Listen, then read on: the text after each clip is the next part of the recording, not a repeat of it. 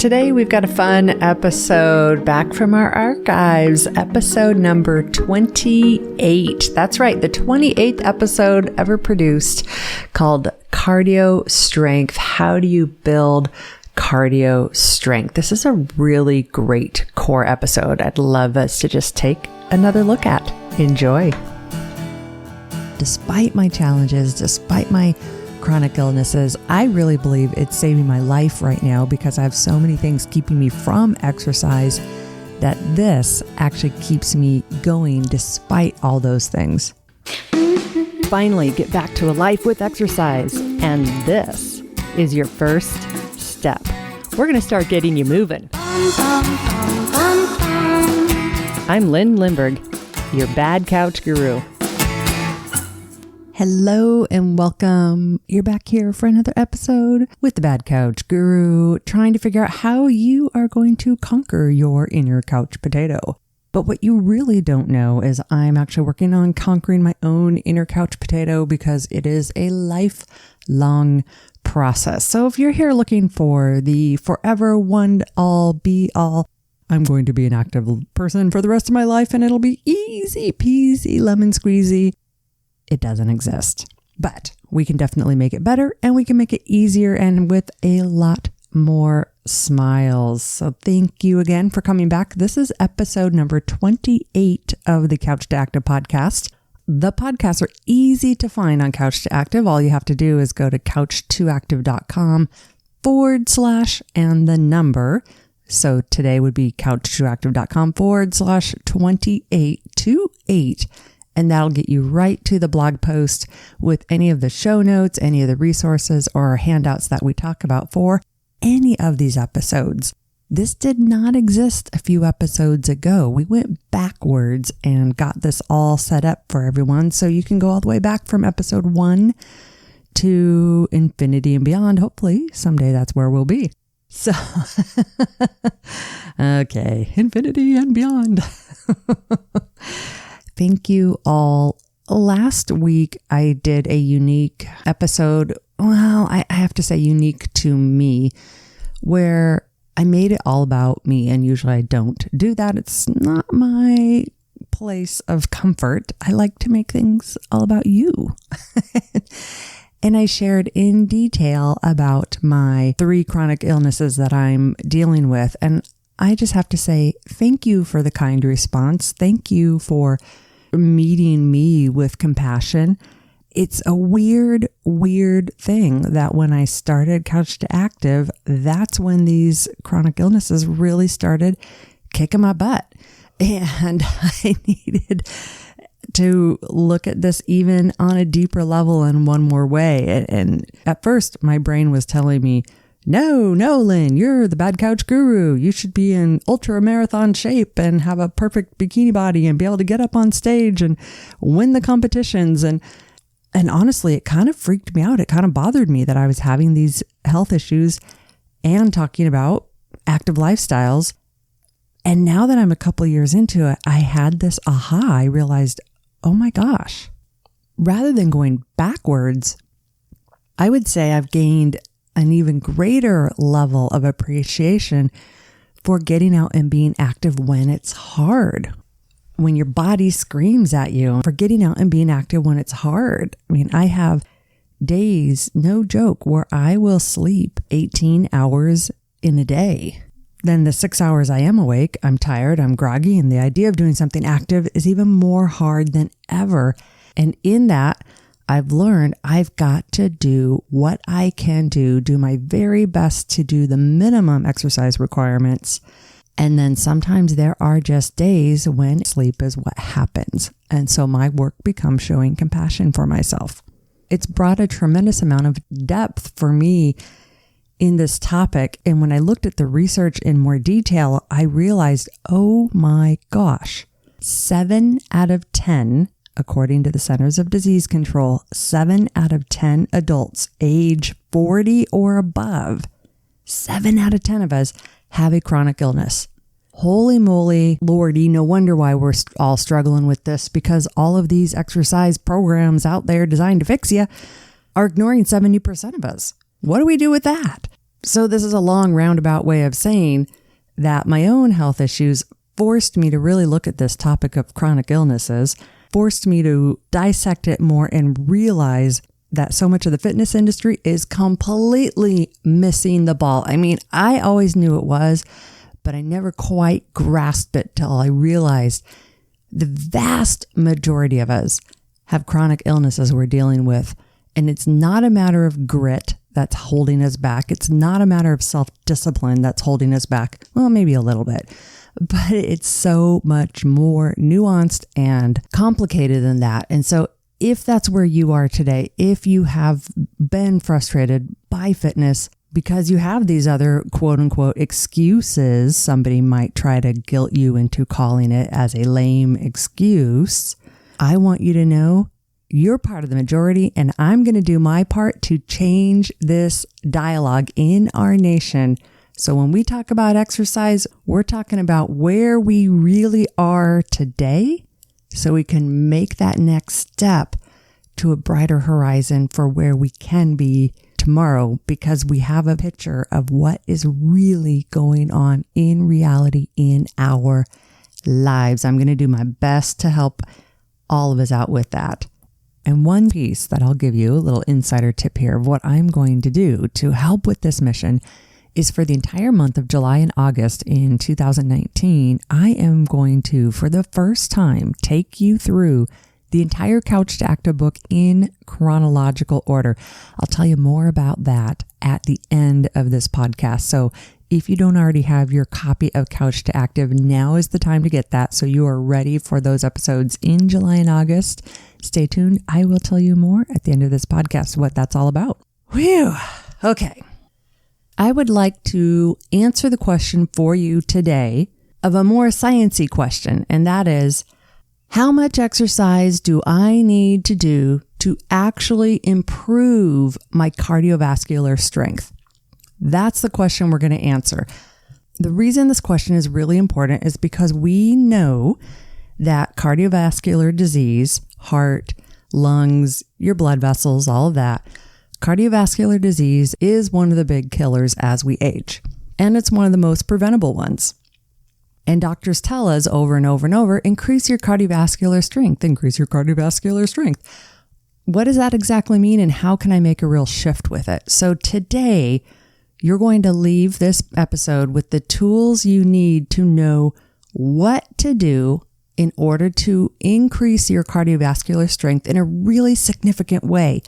And this information comes out of science and research that was done on 40 plus people, not 40 people, but people 40 years old and older who were mostly sedentary, so couch potatoes, you could say. And they followed this plan and they saw significant improvements in their cardiovascular strength. One of the reasons I really like that is because they started with mostly sedentary 40 plus middle-aged folks. A lot of research studies are done on college kids who are on campus because it's the college kids doing the research studies. That's not as meaningful for us in our middle age. Plus, a lot of studies are done on primarily men. And this one actually had about 50-50 men and women, and both genders saw significant improvement. So that makes me excited about this study. What this doesn't do is it doesn't cover the almighty holy grail of it all. And that is how to conquer our inner couch potato. That's what Couch to Active is for. That's what I'm committed to do. So when we go through the what exercises should you do to increase your cardiovascular strength, you will have that. And then stick with Couch to Active, stick with me, keep working with me, and I will constantly keep working on helping you conquer that inner couch potato so you can actually do these exercises, so you can actually see these improvements. Yeah, I know, I'm preaching to the choir. You get it. I get it. Okay. First of all, while you're listening to me, what I want you to do right now is head over to your computer or your phone. go to couchtoactive.com/28. Do that right now. couchtoactive.com/28. Even if you have to stop this podcast and not listen to the rest of it, I don't care. Go to couchtoactive.com/28 right now with me, please.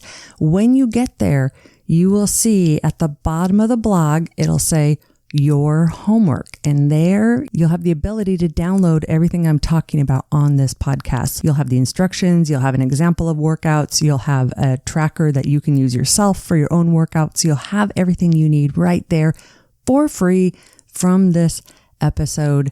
It's an important one. So go to that right now. couchtoactive.com/what? 28. Woohoo! Yay. Okay, here we go. If you are at an earlier place in Couch to Active and you're still just getting your feet under you and you're just starting to exercise for the first time, what I want you to do is go to couchtoactive.com/me. That's the letter M, the letter E. couchtoactive.com/me. On that page, you can get a free download of a similar tracker, but it shows the minimum recommended exercise per the National Institute of Health and Centers of Disease Control and pretty much every other planet on the earth. Every other country on the earth. Yeah, I know, you know what I meant. That's where I want you to start if you're just getting your feet under you. And then listen to this as your aspirational goals of where you want to get to in the long run. Alrighty. In this research study, the participants did the exercise for a total of 2 years. Now, we're going to do this for the rest of our lives as long as our bodies cooperate and let us do it. And on those times when our body truly won't let us do it, we're going to give ourselves what?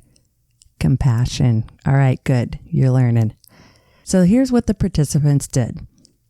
Essentially, they worked out a total of 5 to 6 hours every week. And remember, when we talk about exercise, that's not all time in the gym.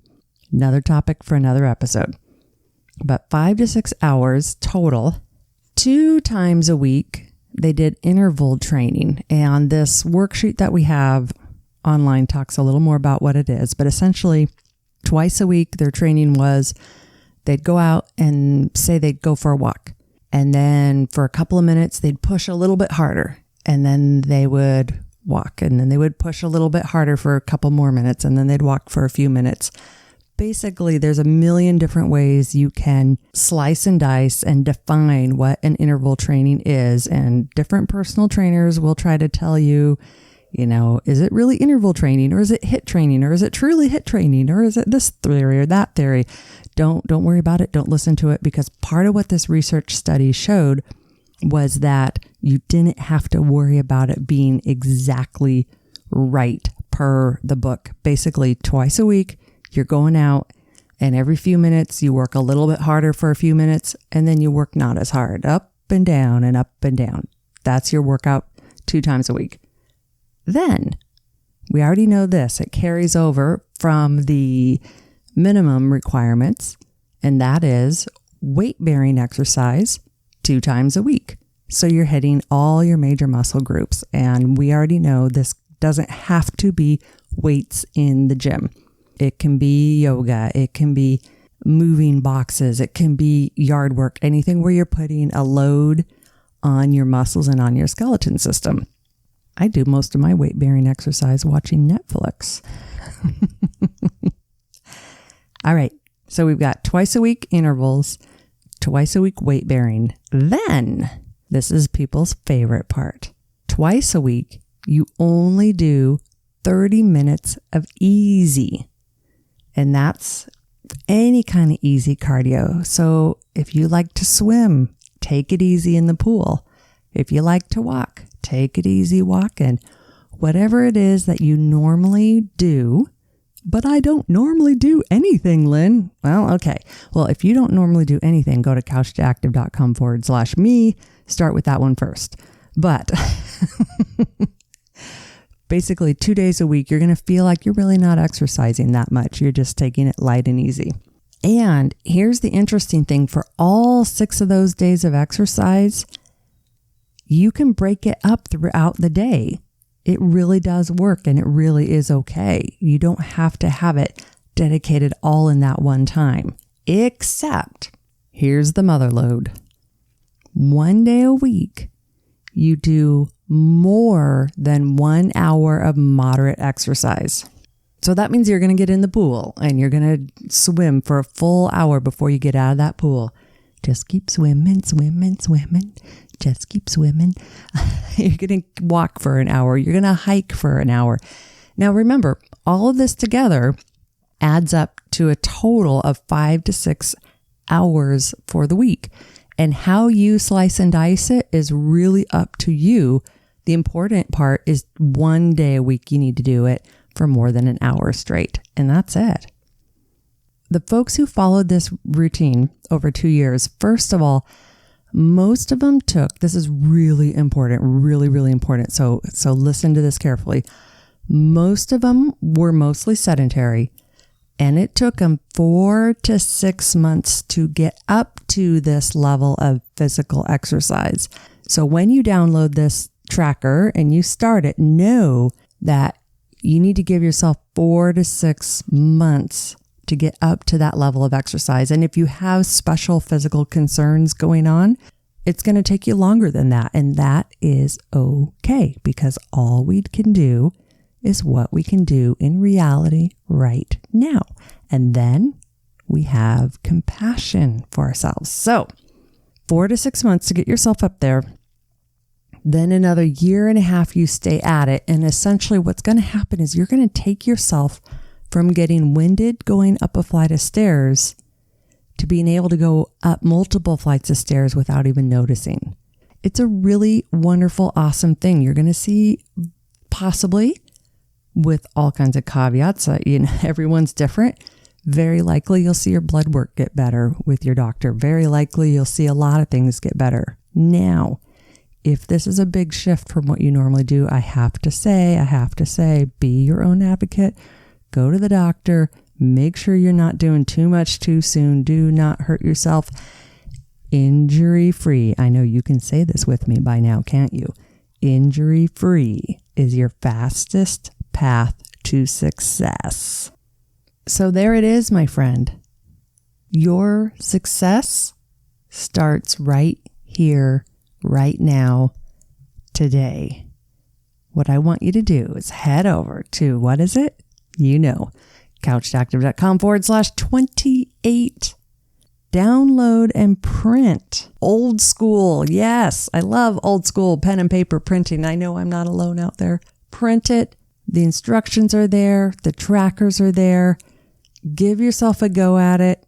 If you feel like it's too much, go back to couchtoactive.com/me. That's M-E. Start there first and then work your way up to it. And then stick with me and I will be here to help you continue to conquer your inner couch potato so you can get it done. Yeah. Thank you for listening to the Couch to Active podcast, where we all know that exercise should not be dreadful, but getting off the couch is what? The hardest exercise of all. I promised you at the end of this episode, I would tell you what is happening in July and August on this podcast. I made the strategic decision that we need to get the message of Couch to Active out to more and more people and make it even more accessible than ever. And so in July and August, that's exactly what we're going to do. We are going to go through the Couch to Active book in chronological order, as if I was your book club host, talking you through the book. The book, Couch to Active, if you look at the table of contents, it is divided into 8 weeks. So it's designed to go through as if it was an 8-week program. And that's exactly what we're going to do on the Couch to Active podcast in July and August. We will go through in order so you can follow through it very easily. And at the end of every single week of those podcasts, I'm going to go through and tell you the one thing that I want you to take from that week's content. So if there was nothing else you were able to do, if you aren't able to do it all, I will give you the one thing that I want you to memorize and you to do from that section. You don't want to miss this. It's going to truly up-level what you've been doing with Couch to Active. It's going to inspire you to join a Cactive club or do some coaching with me one-on-one. And it's also going to help you get more skilled up in what Couch to Active is all about, how it actually helps you conquer your inner couch potato, and how it actually helps you smile more. So don't miss that and get your copy of Couch to Active from my website or from Amazon. Gather your friends together. Tell them, hey, this is it. This is the time to listen to Lyn's podcast. If you've never had another time to listen to her podcast before, this is it. Every week, starting the first week of July, every Monday, new episode going through 1 week of the Couch to Active book. I am so looking forward to this. Couch to Active is exactly what I used in my life to help me create my own active lifestyle despite my challenges, despite my chronic illnesses. I really believe it's saving my life right now because I have so many things keeping me from exercise that this actually keeps me going despite all those things. I want the same for you. I want you to know that there is a better way to approach exercise, and it doesn't have to be a chore, and it really, really can leave you smiling more despite what critics around you may say, despite what your own inner critic may be saying to you. So get your copy of Couch to Active, and before you know it, we will be hitting week number 1, the first week of July. Have a great week, y'all. Bye-bye now.